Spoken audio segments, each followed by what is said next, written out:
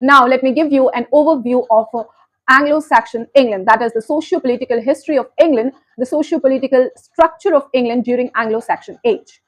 Dear learners, Anglo-Saxon age of English history begins with the migration of three major Germanic tribes, Angles, Saxons, and Jutes, when actually the Romans left England and they created a power vacuum in England. So Angles, Saxons, and Jutes entered England somewhere around 410 AD, and it ended with the Norman conquest that happened after the Battle of Hastings, when the William the Conqueror, king of Normandy, finally invaded England and captured it.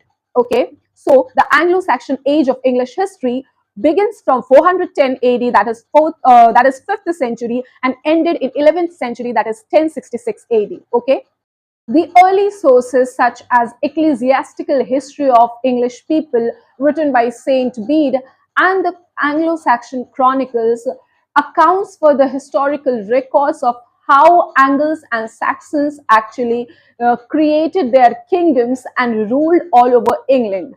Okay, so by the 7th century, the concept of heptarchy, which actually refers to different kingdoms that were formed by Saxons in England, came, and this heptarchy actually included 7 kingdoms, that is Northumbria, Mercia, Wessex, Sussex, Essex, East Anglia, and Kent. Okay, so these kingdoms were the major kingdoms of Anglo-Saxon England, and with the changing time, each kingdom rose into more powerful individuals. Okay, so this was how Anglo-Saxons took over and captured and ruled whole of England from 5th century to 11th century. Okay, now, if we talk about Anglo-Saxon society, please note that Anglo-Saxon society was structured around kinship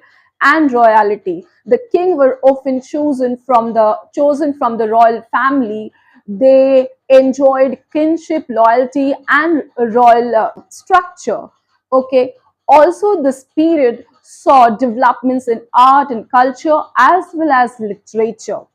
The women in this age played a very intrinsic role in society. In fact, they were referred as weavers of not only clothes but the weaver of the society. Okay.